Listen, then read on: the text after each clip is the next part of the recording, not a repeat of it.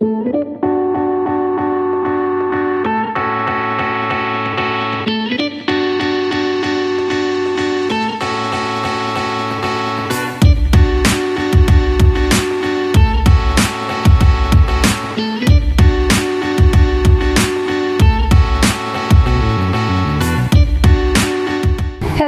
everybody, good afternoon. This is Aruni Sharma and today it's an honor to have Jehan Manekshaw. So we have the founder and the academic head of Drama School Mumbai. Ex-academic head. Ex-academic head. It's an honor to interview Jehan because I myself am an alumnus of DSM batch of 2020, the blended batch, which of course was an experiment in a world which stood still for all the theatre practitioners because of COVID. I think it was Jehan and his team which gave us a ray of hope by managing our entire course, half online and half in a physical space, to which I am very, very grateful to you. When you started DSM, it was rightly said that the idea is forging a new generation of theatre makers. And personally, I know that you traveled a lot, you met different people, you met different theatre practitioners who created art in different languages. What was your journey like? Like, what were the challenges when you were establishing that, in that building near Chardi Road, and how was the journey? If you could just brief something about that. So before the Drama School Mumbai, there is an organization called Theatre Professionals Private Limited. The Drama School is a Section 8 not-for-profit company run as a trust and all, and this was the first sort of, just like Alfaaz has just started and they've created an LLP and they're getting on with it. But coming back to this, when we just started with once a month workshops that lasted a week. Okay. And what I was trying to do at the time was I was just trying to find somebody who had formal training to come in and give the existing community of actors in Mumbai, which were all in a very sort of ad hoc cottage industry kind of space. People were training from wherever they could and then just going out and auditioning and finding work. There was no structure to training, and so I just wanted to create this space where people could come and experience structure for 1 week.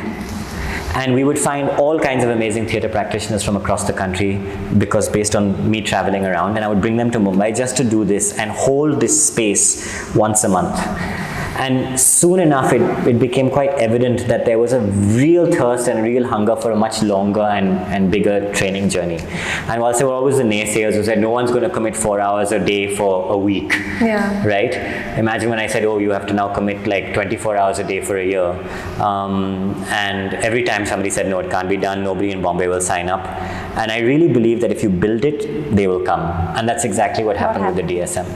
That's lovely. Yeah. And now we see a lot of DSM alumni doing extremely good screen work. They are doing incredible amount of projects and being appreciated for the way they have sharpened their craft. So now we've also, like Eklavya also has one module entirely on screen acting where Joy Sen Gupta is teaching the techniques behind it. So what is your take on that? Do you feel that since DSM held a very strong approach for theatre making and for physical space work, now do you think that it's time that we kind of change the modules or we add on something or stuff like that? So luckily that's not a question I have to answer anymore. That's a question for Iravati and Ekta to answer. But you can't get away with it. No, I'm not planning to get away with it. I'll tell you why it hadn't been in the DSM under my watch. We had 1 year. We had a whole bunch of stuff we wanted to teach. And for us to have given up space, even for acting for camera, which is this huge need for actors who want to work in the industry, I wasn't willing to do it. One was because I just had so much other stuff that I thought needed teaching. The second was just because I've seen so many people who did theatre training switch to film quite organically, where they then understand through practice, etc., how to relate to the lens, etc. Yes, there is craft and technique involved, but look at all these amazing theatre actors who did the transition. Where was their acting for camera class? So for me, it's the root medium for training. It is the root medium for the knowledge system in the performing arts and for storytelling, right? And also, it's not an acting school. Guys, the Drama School Mumbai is not an acting school. I need to say this to camera, okay? It is a theatre making school of which acting is an essential part of it. But we are creating actors who can also storytellers and people who can put their work out there, which is the entrepreneurship bit, because it's not good enough that you can just act. Yeah. It's also good that you have to like have something to act, and if somebody else is not going to give you a job, then go Might as well and do it yourself. Yeah. Become a storyteller. You hold space for a bunch of actors, and then you act also. Coming back to the main question, I think we should do it, but then I think we should also do voice acting. I think we should also do podcasting. I think we should also do written storytelling, because I think these are all further applications of the fundamental root training system of performance and storytelling. So if they do that, then do all of it, right? Why privilege acting for camera? Because we're in Mumbai? Well, luckily I don't have to answer that question. And because you want to do films? Well, I think we need a generation of... Film is the medium to go to, and now not even film. I think that's also going to go...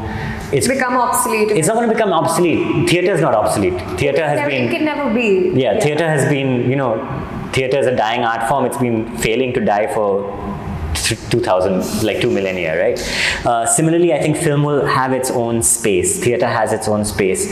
And then these new art forms are taking place. So you've got OTT, you've got social media, you've got TikToking. They're all possible applications of storytelling. Performing mediums, right? And I think you have been very visionary in your way of setting up the school, and even with Eklavya. So Eklavya, for all of you out there, is a drama-based educational technology platform, and it's quite surprising that we found ourselves doing it.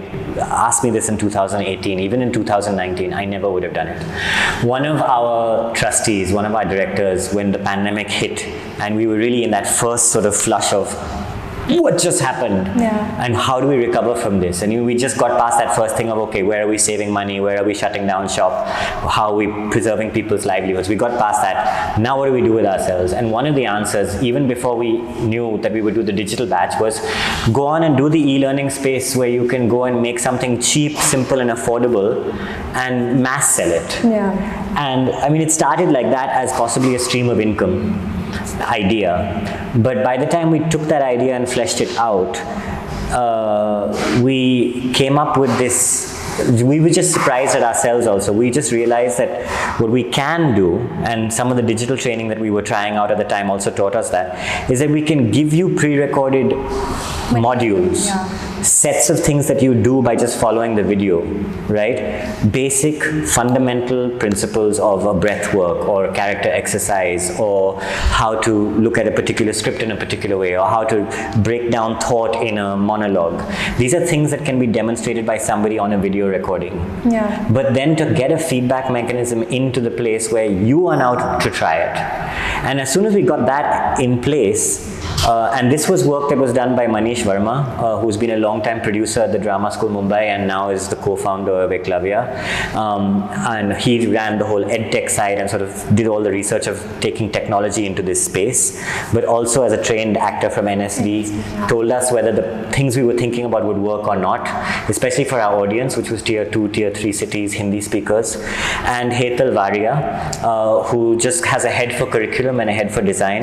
And she sat down and said, okay, if Jay and all of us are thinking that this is the brief of an Eklavya user, and we chose that title, and I know that there's a lot of question marks around the name, but almost to like celebrate the spirit of self-learning. Self-learning, exactly. Right? So it's not about the statue that Eklavya learns in front of. It's about what Eklavya actually did for himself. He taught himself everything. Just by observing, etc. So for us, that that really resonated. And for years at the DSM also, I would tell students, you have to take an Eklavya approach to learning. You have to take an approach where you are the owner of your learning. You are the master of the learning. And that is where pedagogy worldwide is going. There is no guru anymore. There is no sitting up and saying, मैं जानता हूँ, मैं आपको दिखाऊंगा. Okay? And I'll just come back to when you said trust us. When I said trust us to you, I wasn't saying trust us. I was saying trust us. Right? Because we as a group of learners, teachers, people who have something to share and something to learn, and that changes. I mean, your batch actually challenged us a lot and showed us that, you know, we had a lot to learn as well. That's the kind of ethos behind it. So, I would like to ask you, Jehan, that now, don't you think art is being very, very scrutinized in a way कि क्या बोलना चाहिए, क्या perform करना चाहिए, किस तरह का काम बनना चाहिए, should it be accepted, not accepted, you know, in terms of socially wherever we are as a nation. And you rightly said that your vision has changed. You don't think that theatre making now is only about performing, or it's only about nurturing that. It's not only about the thing on stage anymore. Yeah. It has a deeper meaning to it. And what do you have to say about it? So on the whole thing of what art can do and the scrutiny it's coming under, it's always going to come under scrutiny, especially if you're going to be saying something that's going to upset the status quo or challenge thinking. And you've seen what's happening. You're seeing what's happening to stand-up comics. You're seeing what's happening to anyone who, anybody can cause offense about anything right now. I think the theatre maker's job is to get very creative about how they want to tell their stories. And there has been incredible amounts of smart storytelling in history has it before the Reformations. Sorry, I don't have the exact sort of, I need to go back to our dramaturgy classes in school. But no matter what the level of oppression out there is, somebody will find a way to tell a story, be it through parody, be it through satire, be it through allegory, be it through praising the status quo, but having an entire layer of subtext underneath it, which is actually a seething critique of the status quo. And art has been doing this for centuries, and art will continue to do it. So we've talked a lot about training and drama school, but there's this one question that I feel that the answer of that question would help a lot of people who are watching this interview. Is there anything such as born actor? So I was looking at that and I was just laughing because there's a beautiful testimonial video by Neeraj Kabi, who did Ship of Thesis and Byomesh Bakshi and all. And he starts it endorsing us by saying there's no such thing as a born actor. And it is a complete, I completely agree with it. You can have an innate talent. You can have a proclivity towards it or a dimension towards it. But it is a craft skill. You have to learn the breath work. You have to learn how to break things down, how to break down, how to work with your body, your voice, your breath, your imagination, and how to use those to become a storyteller, how to use those to deliver a monologue. And anybody can learn that. And everybody should learn that. Yeah, because it's just going to make you a better human being, period. So that's 99% of it. Now, if you have that 1% of something else, whatever you want to call it, chamak, talent, whatever, that will shine through. But if you go into the work saying, I have talent and I'm going to rely just on that, then you won't have range, you won't have diversity, you won't be able to do the 65 things that you could possibly do. You'll be able to do 6. Yeah, I think it's a very rare human being that might exist who can just do it all organically. And that pays off. Eventually, it's the hard work and the experience and the constant sort of filling yourself up as an actor, as a theatre maker, with experience and with journey and with iteration and iteration and iteration that turns you into some of the best actors you've ever heard of and seen. Yeah. Talking about journey and iteration, we come to the next question, which is that they say acting is a practice and one can only get better at it if we do it on a daily basis. Yep. What would you say to a Daniel Day-Lewis who does one movie in 5 years? How does someone like him stay in touch with the craft at the same time be so good at it? First thing I would say to Daniel Day-Lewis when I saw him was, "Can I get your autograph?"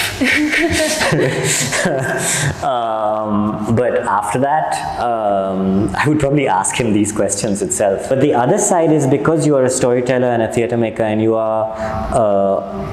are trying to, and I have two takes on this, you're trying to reflect the world. So you have to polish the mirror of reflection that you have as an artist, right?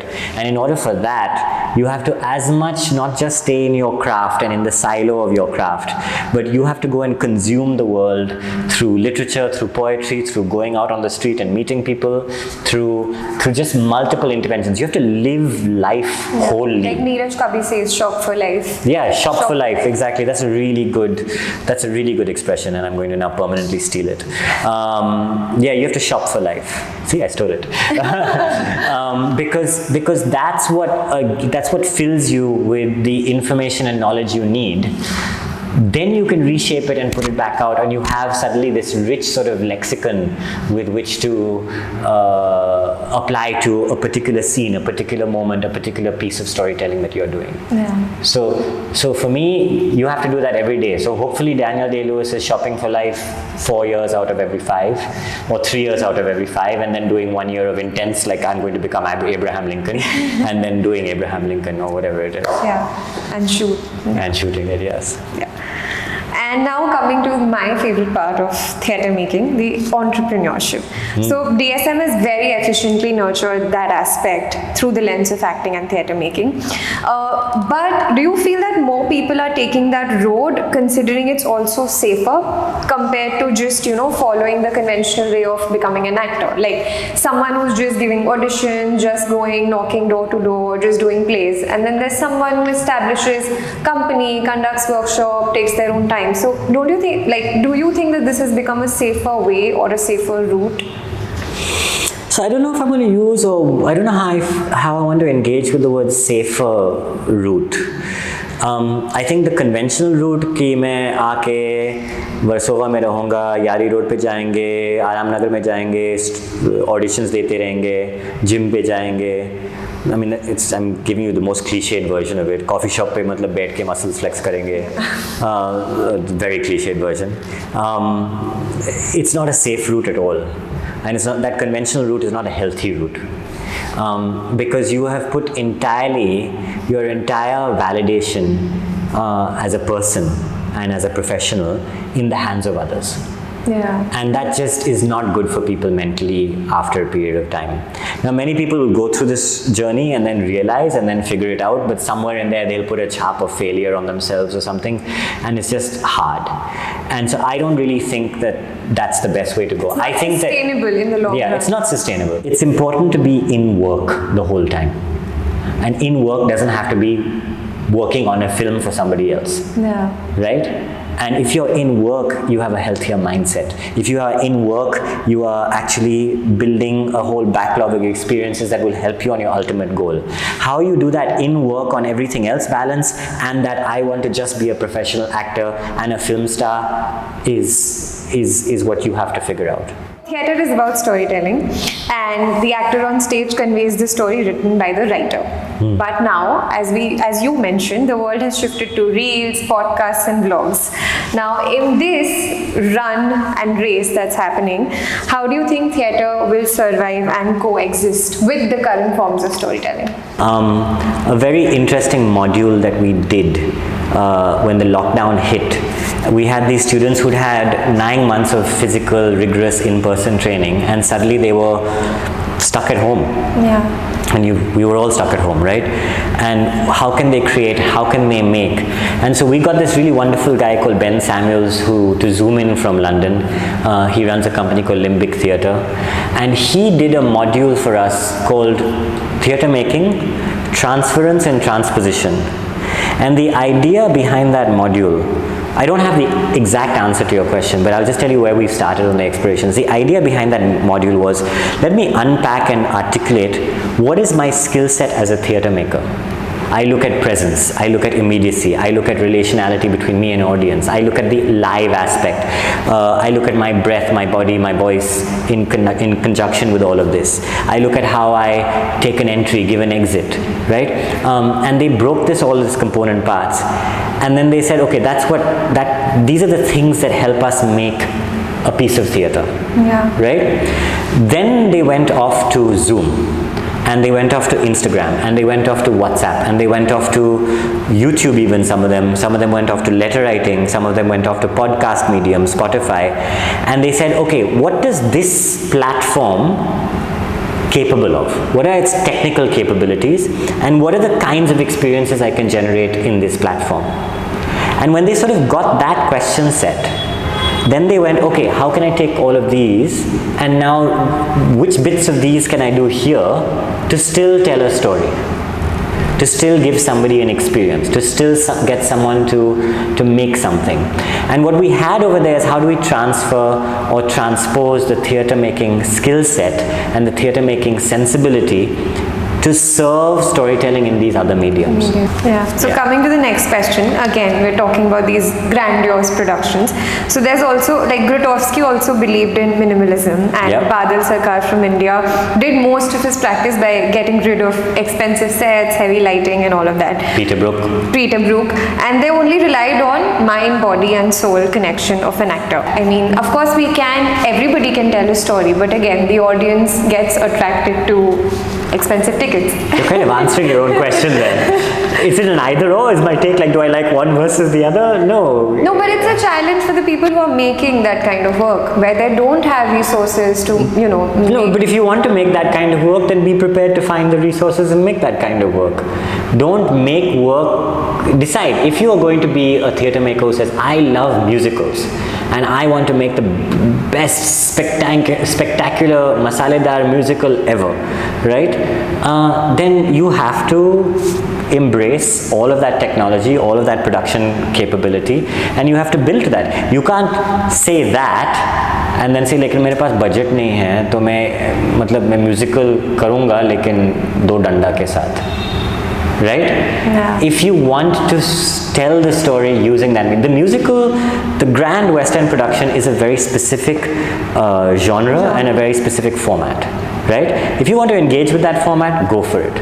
Having said that, we have had a man with a stick and a cloth, or a woman with a stick and a cloth, come on stage and tell a story and have an equally epic impact on the audience member. That's just choices about what medium you want to use, what genre you want to explore, and how you want to tell your story ultimately. Budget constraints cannot be the beginning of your creative conversation.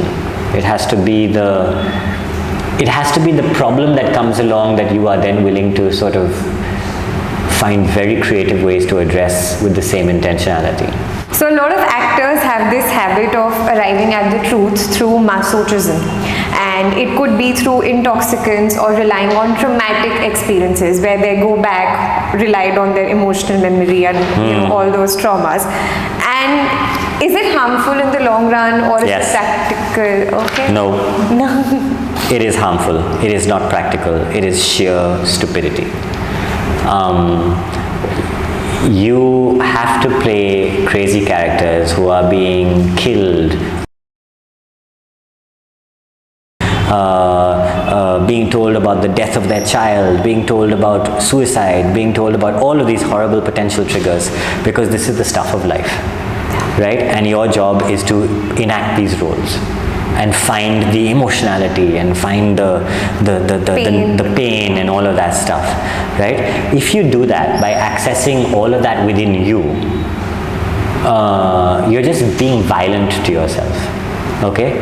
There are ways in which to represent and emulate and deliver those performances with the same meaning of depth, etc., without doing that to yourself.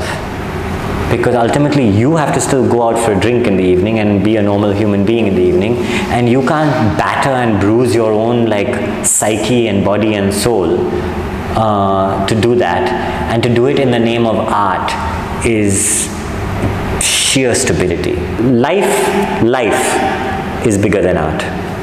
That's actually okay, and you want to live your life well, and so that's it. Now if you want to sacrifice your life for your art, etc., that's up to you. Just know that you're making that choice. We have questions here from the people who are watching the live. Oh, thank you for watching, guys. Big smile. Thank you. Why do you think theatre has never made profits in India? Why is it still treated more as a passion and not as a full-fledged profession? Profits is a great word for capitalism and the fact that we are working in the world of consumerism, the need for quote-unquote productivity, and therefore the need for profits. If the only mark of theatre's success is going to be profits, then we have a problem, and the problem is how we framed it in the first place.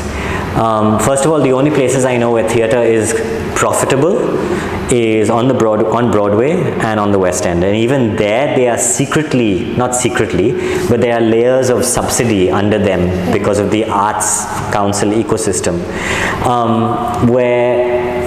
because New York and London have these rotating audiences of all these tourists who come into the city, right?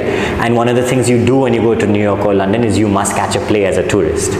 So whilst in England and whilst in New York, the family budget, or even the greater New York area, the family budget has, literally the family budget has, we will catch a West End play, we will catch a Broadway play in the budget. Like I'm going to spend £500 every 2 months to take my family to watch Hamilton or whatever the next thing is. So it's part of their sort of cultural ecosystem, but it's only in these two pockets where a play can recover its whole money on the run. Everywhere else, taxpayers, philanthropists, the state, other patrons subsidize theatre.